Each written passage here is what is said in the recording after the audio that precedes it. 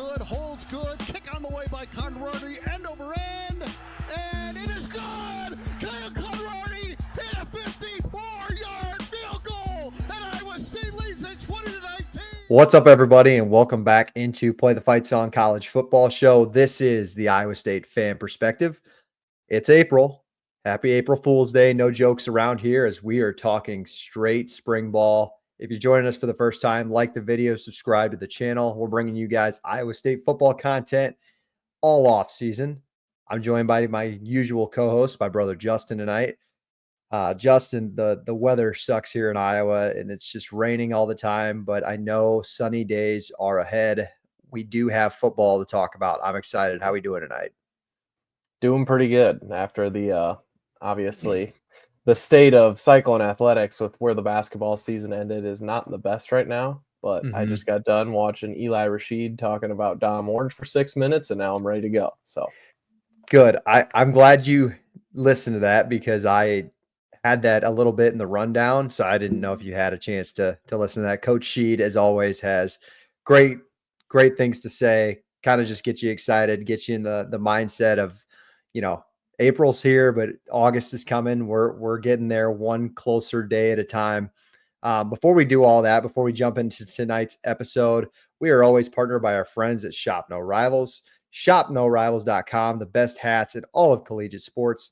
Go and check them out. Whether you're a Cyclone fan or not, they have a bunch of colleges and awesome teams that you guys can rep.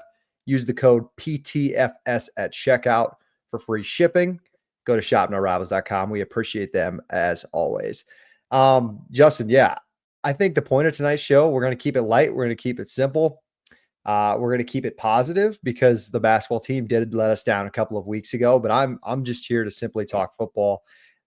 I think the team is now 3 practices in, 12 spring practices remain for the Cyclones. You're starting to hear some intel from interviews and other stuff like that. Coach Campbell had his first media presser a couple of weeks ago. We'll kind of touch on, like Justin said, defensive line coach Eli Rashid just spoke to the media within the last couple of days, and he had some really good stuff as well.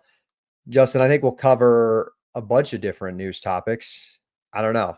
Do you want to start anywhere certain, or are we just rolling right off the bat? Anything you have to get off your chest before we dive into the spring stuff? am I allowed to talk about basketball here? Because you addressed how the team let us down. I don't want to get into too big of a spiel about it, but I don't want to say they let us down. For all the Iowa State fans out there listening to us, didn't end great, but need to stay positive. And I just want to leave it at that. And now we can get into football. Okay. Well, there is kind of a basketball, football related topic we can kind of maybe have at the end if we have time. We'll see if we get there. I was maybe thinking about it, but fine. Let's get into it. Missed expectations does not mean letting people down. You feel better now that you got that one out? I do. Okay. That's fine.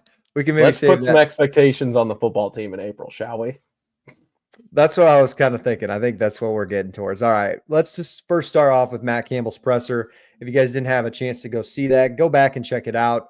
We'll plug anybody who covers good Iowa State athletics on here. Go to Cyclone Fanatic, where his full interview is up there. You guys can go check it out from a couple of weeks ago. A couple of main points and takeaways from that interview that I thought was interesting. Let's start with the first one, Justin. I think it's the elephant in the room. Talk about disappointment. No spring game this year. Disappointment. He says, I want to emphasize, no spring game this year. Matt Campbell clearly made it a point that he is not anti-spring game. In his words, don't go blasting him on Twitter. One of the best Matt Campbell quotes of all time. But he says if you think it needs to happen in the future, they will do it. I think Campbell would totally be open to like the Dion thing if that ever gets approved one day, where like 2 schools kind of maybe have a 3-day mini camp or something like that. I can totally see him doing that and being open to that in the future. Campbell's never been against like shying away from the new era of college football, but just for this year in particular, I mean, a little disappointing, but not that surprising on no spring game, right? No, I mean, it's not like we've had much of a spring game anyways, and I feel like it would have been a great opportunity for him to zag with him kind of taking credit for everyone bailing on the spring games. Yeah. Imagine he just brings one back. Like, it would have been Yep. awesome. I mean, I think a lot of Iowa State fans will take any action they can get. Even last year really wasn't even much of a game. I don't even know if you call it a practice. They barely played any starters, but it was still fun just to be in Jack Trice and to see the team practicing. So I don't know, did he announce if they're even going to do any live practices Open like practice. I don't know. I don't think he said that. That kind of came to mind because I even remember, I think it was the Hunter Decker's year in 2022. They had like an open scrimmage or open practice at Ames High School. And I think they did it at another high school that year. I Yeah, remember. they did it around the area. Like super They came cool down to Des Moines too. Yeah, awesome concept. I think that would be awesome. I don't see why you don't do that. And for the Iowa State particular instance, like Matt Rule doesn't want to do a spring game because it's televised on Big Ten Network and they can poach a bunch of players. The Iowa State stuff is kind of funny because it wasn't televised. It wasn't even close. I mean, you were there last year. There was probably 200 people in the stands. The weather was shitty. And Yeah, it was it's cold. it's I don't think maybe there were some spies up in the top corners of the stadium that maybe we just didn't see, but I don't know. I think it's kind of If funny that he's trying to if hide someone some was things. if someone was getting poached off of last year's spring game, it would have been Dylan Lee, who dropped to like fourth in the running back depth chart during the season. Yeah, God, So man, it's not like we were giving a whole lot away. I don't know. I just I want another Iowa State football event to go to before Mhm. August. That's my only gripe with it. I really hope they do an open practice of some sort. Not that I would be able to make it, but it would be nice to see because at least we would have media on site to like give us some news and to keep us excited about uh going into the spring, going into the summer kind of thing. So that's something to look out for. More stuff from kind of some of his comments, like Kai Black, former receiver, moved over to tight end. We'll talk about the tight end room maybe in a second, but I think that's a loaded room already. And Kai's got some really good size, but it's just kind of interesting to see where he maybe fits in that room where it feels like there's already three guys that have their positions set for next fall. But we'll have to wait and see. The other one, this is the most interesting one, is Benny Agoye moving to cornerback.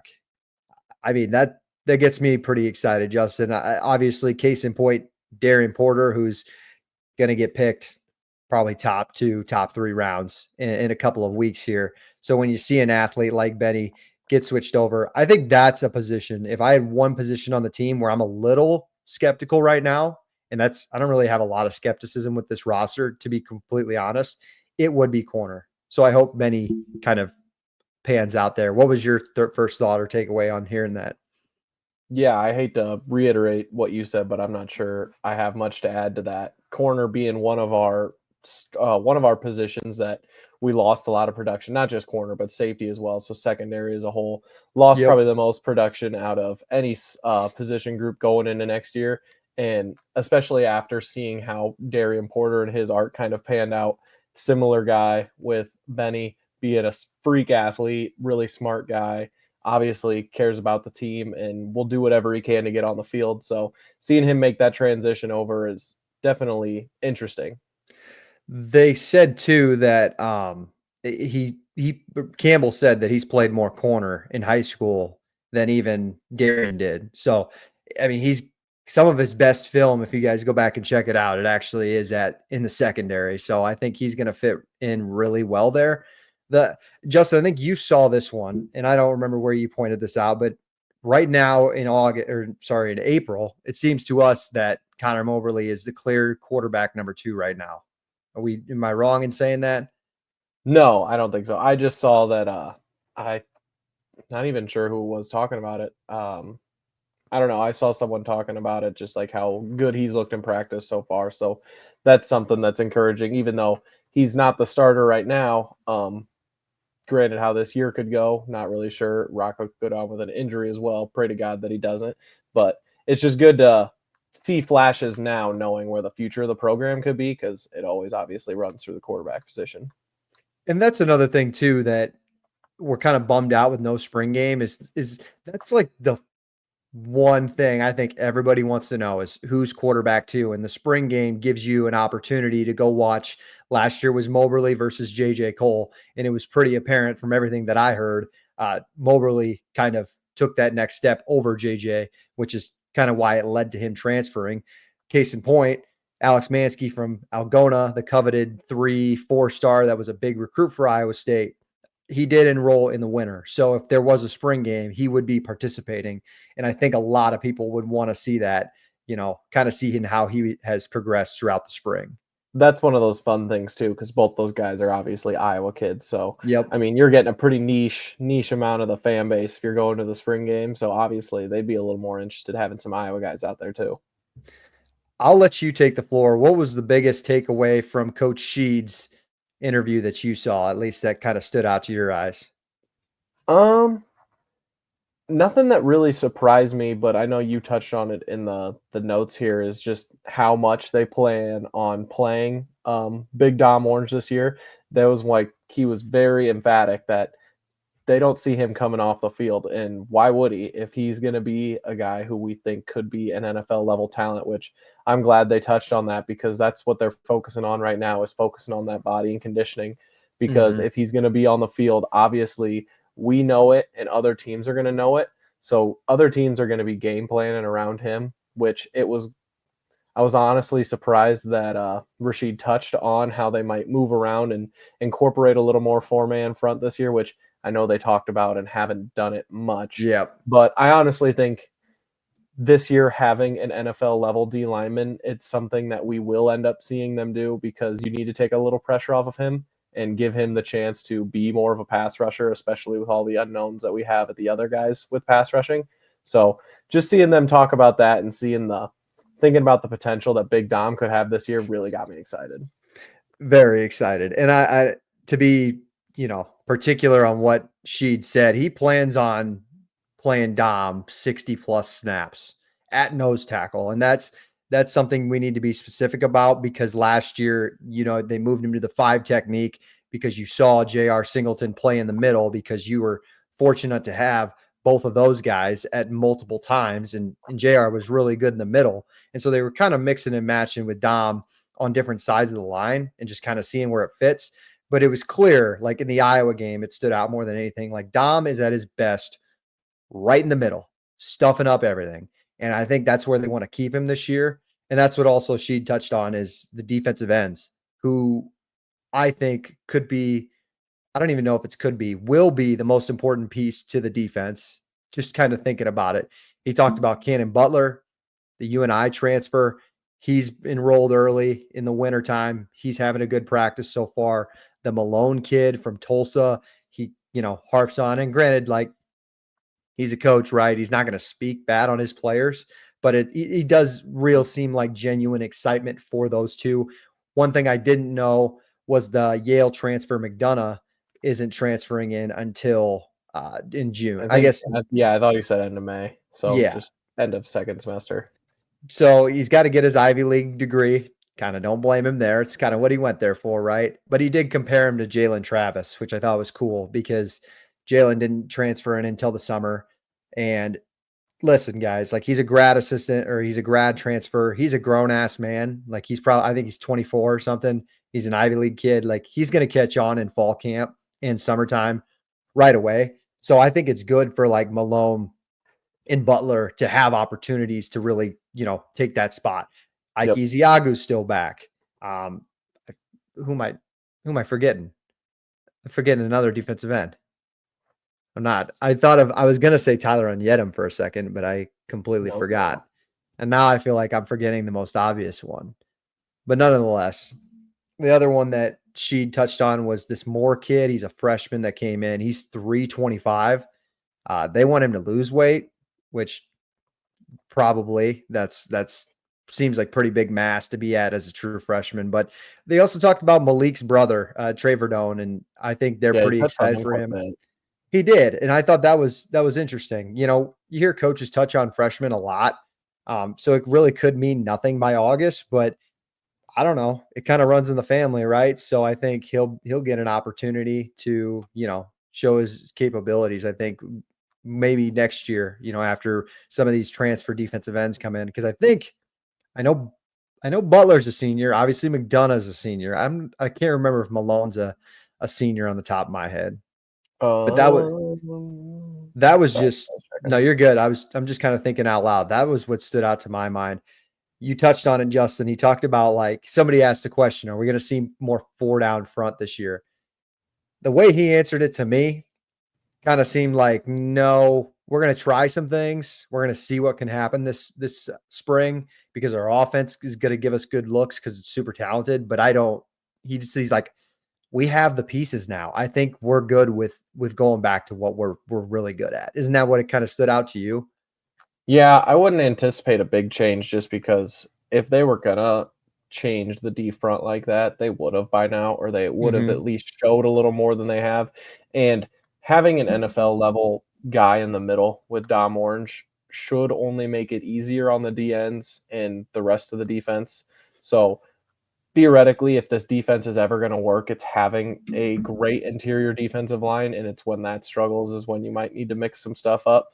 Where if it's like a third down or something and they're trying to get Dom Orange free, to maybe they think that's the best pass rush option, maybe you'll see something like that. I think that's what he means when he's talking about mixing things in, but I wouldn't expect them first and second down, middle of the field, all your standard operation, like for them to come out in anything other than the 3-man front. I agree. One other transfer that I've been hearing good things about is Trey Bell, the Lindenwood cornerback.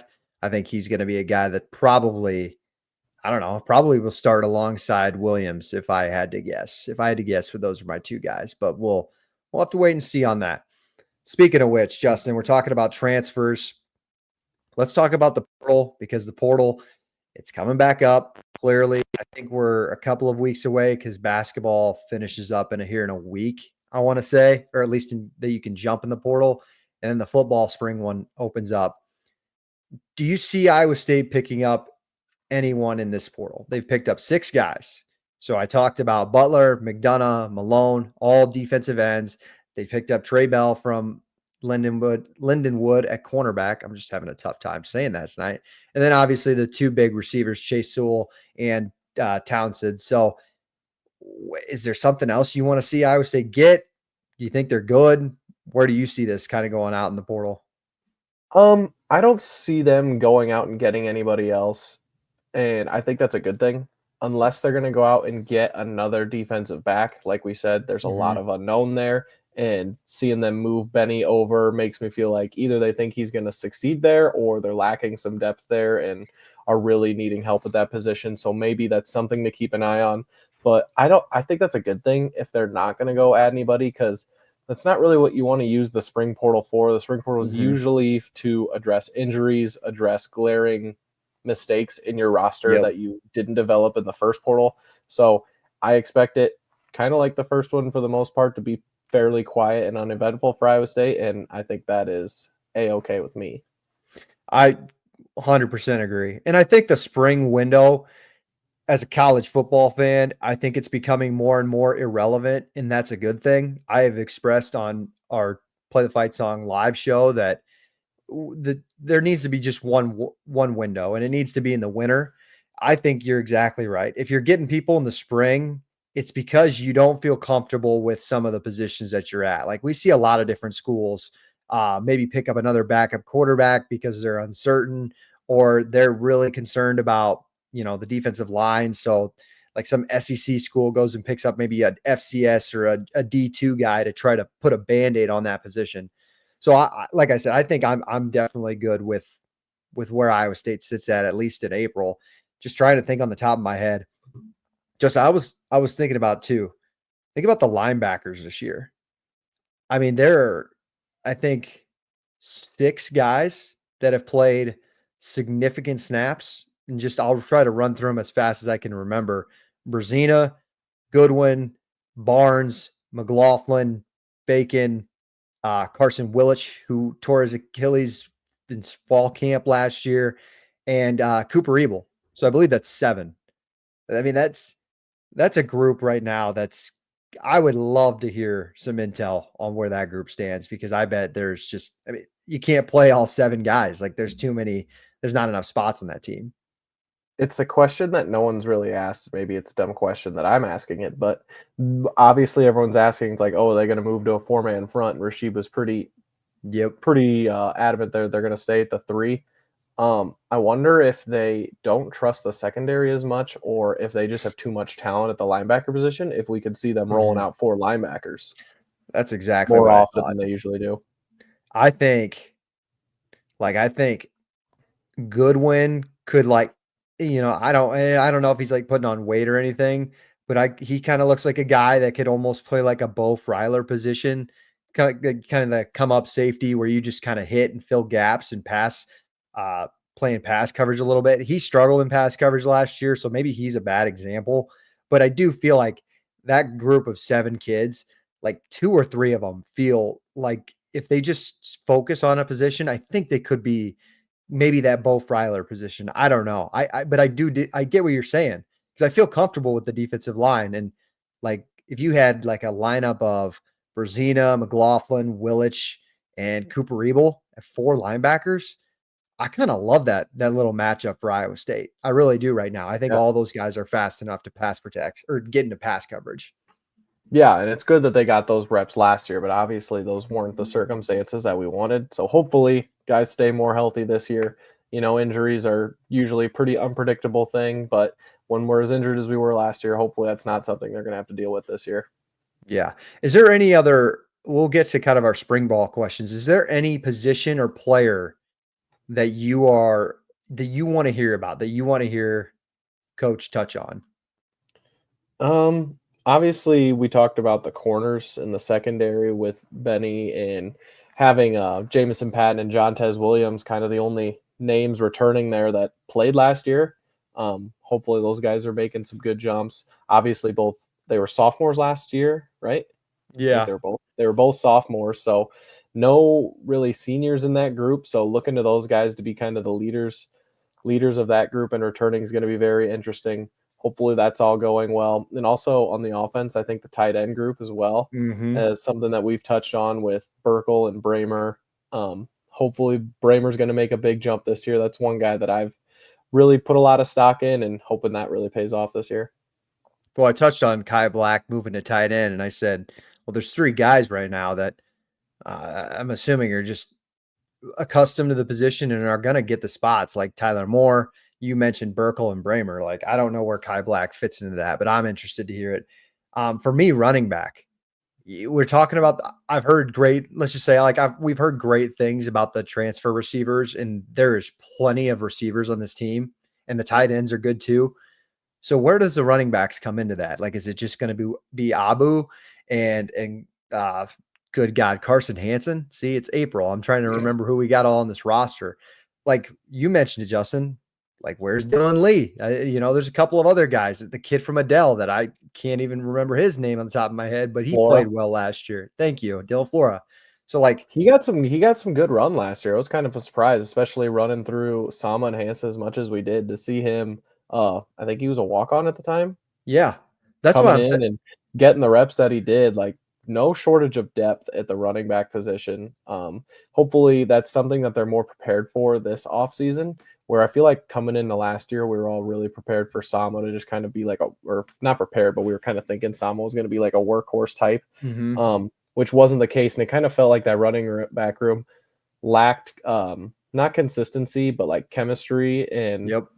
kind of finding their rhythm. Hopefully, now that we know it's going to be kind of a running back by committee thing, that really helps Saman particularly and can see a lot more production out of those guys.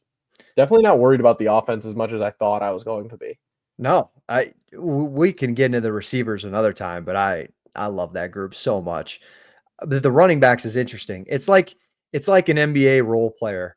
Like those one of those 4 guys is going to have to figure out where they fit into this offense and how do they fit in. And because that we're going to throw the ball a ton. It's just going to happen. There's too many weapons. You have a quarterback back in Rocco Becht who you can completely trust now going into his 3rd full season.